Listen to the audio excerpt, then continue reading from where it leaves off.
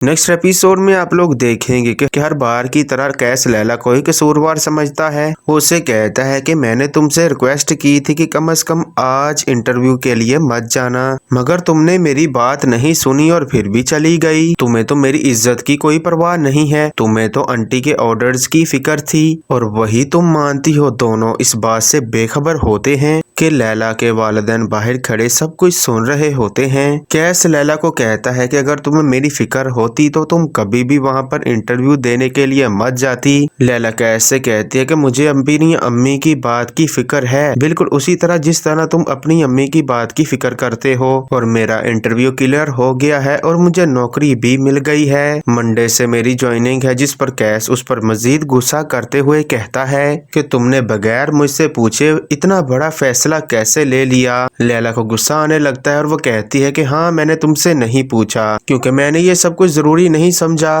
वहीं दूसरी तरफ खाने के टेबल पर सब लोग बैठे होते हैं जब कैस लैला की जॉब के बारे में अपने वालिदैन को बताता है, जिस पर उसके वालिद यानी रफीक साहब कहते हैं कि अब तुम अपनी बीवी की कमाई खाओगे।